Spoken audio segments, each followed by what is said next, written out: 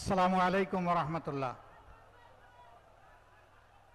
প্রিয় সিলেটবাসী, কেমন আছেন আপনারা?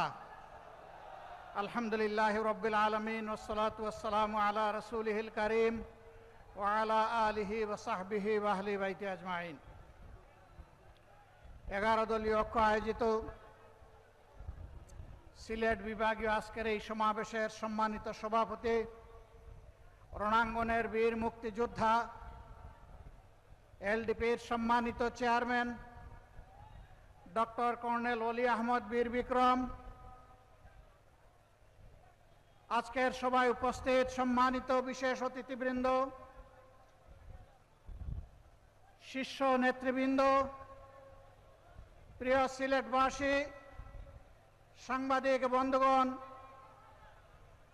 নামাজের সময় আসন্ন, এই জন্য সংক্ষেপে কয়েকটি কথা বলে আমি সম্মানিত সভাপতির জন্য সময় ছেড়ে দিতে চাই।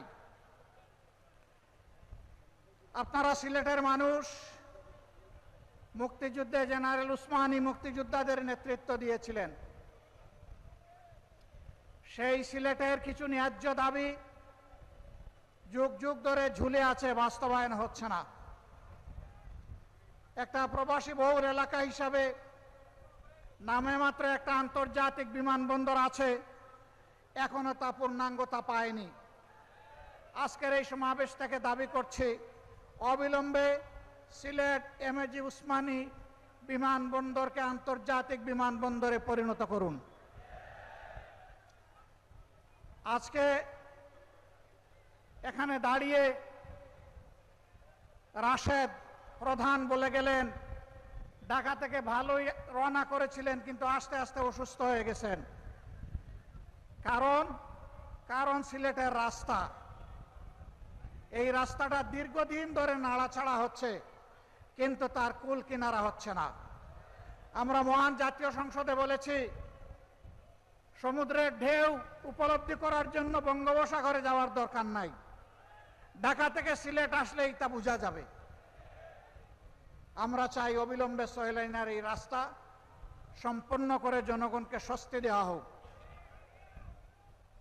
সম্মানিত এলাকাবাসী, দীর্ঘদিনের দাবি ছিল এখানে ইঞ্জিনিয়ারিং ইউনিভার্সিটি হবে। কলেজটি কুড়িয়ে কুড়িয়ে চলছে কেন? এইটাকে ইউনিভার্সিটিতে রূপান্তরিত করে প্রাণ দেওয়া হোক। মেডিকেল বিশ্ববিদ্যালয় নামে মাত্র একটা ঘর আর একজন ভিসি, এর বাইরে তেমন কার্যক্রম পরিলক্ষিত হচ্ছে না। অবিলম্বে এটাকে পূর্ণাঙ্গতায় রূপ দেওয়া হোক। আর অনেক দাবি সিলেটবাসীর আছে, তবে আমরা জানি না কার কাছে এই দাবি পেশ করছি। আদৌ তারা এই দাবি বাস্তবায়ন করবে কিনা আমরা তা জানি না। যেহেতু তারা সরকারে আছেন, এই জন্য দাবি পেশ করে গেলাম। আমরা কথা দিয়ে গেলাম, আল্লাহ তাআলা যদি আমাদেরকে কোনোদিন এই দেশ পরিচালনার সুযোগ দেন, এই 11 দলকে, ইনশাল্লাহ আপনাদের দাবি আমরা অক্ষরে অক্ষরে বাস্তবায়ন করব। প্রিয় সিলেটবাসী, শুনেছেন যে আজকের এই বিভাগীয় সমাবেশ আমাদের শেষ সমাবেশ।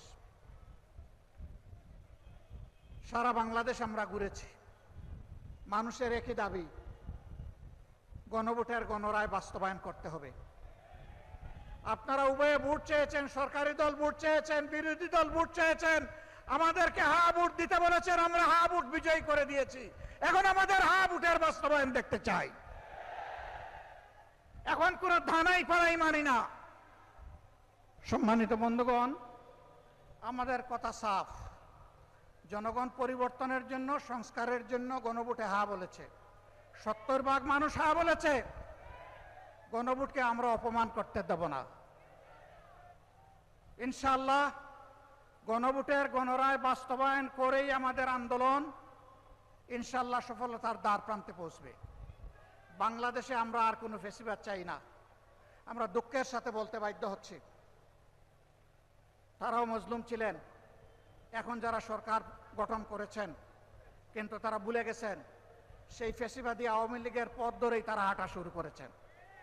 সমাজের সব ক্ষেত্রে তারা বেপরোয়া নির্লজ্জ দলীয়করণ করে দুর্নীতিকে তারা জাতীয়করণ করতে যাচ্ছেন।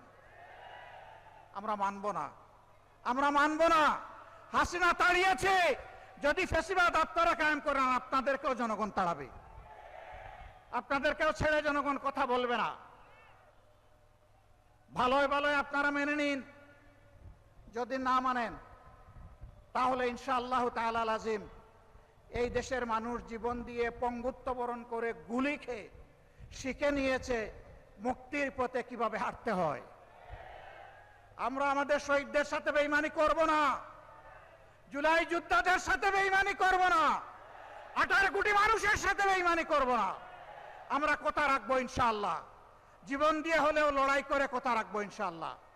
সেই লড়াই সিলেটবাসী আপনারা সাথে থাকবেন, থাকবেন সত্যি? আলহামদুলিল্লাহ, সেই লড়াইয়ের জন্য প্রস্তুত হন। ডাকার জন্য ডাক আসবে, গড়ে গড়ে সেই লড়াইয়ের দুর্গ গড়ে তুলতে হবে। দেশ থেকে ফ্যাসিবাদ, দেশ থেকে চাঁদাবাজ, দেশ থেকে দুর্নীতিবাজ, দেশ থেকে দুঃশাসন দূর না হওয়া পর্যন্ত আমাদের লড়াই তীব্র থেকে তীব্রতর হবে ইনশাআল্লাহ।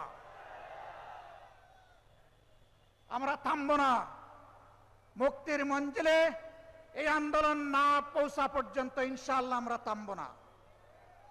আমি জাতীয় নেতৃবৃন্দকে সিলেটবাসীর পক্ষ থেকে আন্তরিক ধন্যবাদ এবং কৃতজ্ঞতা জানাচ্ছি। তারা মূল্যবান সময় কোরবানি স্বীকার করে এখানে এসেছেন, তারা অনুপ্রাণিত করেছেন সিলেটবাসীকে, তারা উদ্বুদ্ধ করেছেন, তারা কথা দিয়েছেন জনগণের দাবি না আদায় না হওয়া পর্যন্ত আমাদের লড়াই ঐক্যবদ্ধভাবে চলবে। আপনাদের সবাইকে মোবারকবাদ। সভাপতির বক্তব্য শুনে সবাই যাবেন, এর আগে যাবেন না।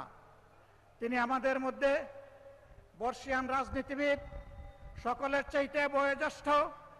তিনি দেখেছেন ব্রিটিশ আমল, দেখেছেন পাকিস্তান আমল, তিনি বাংলাদেশ আমলের রাজনীতির এক জীবন্ত ইতিহাস। তার কথা শুনে আপনারা যাবেন ইনশাআল্লাহ। আল্লাহ হাফেজ। বাংলাদেশ জিন্দাবাদ। 11 দলীয় ঐক্য জিন্দাবাদ। আসসালামু আলাইকুম ওয়া রাহমাতুল্লাহ।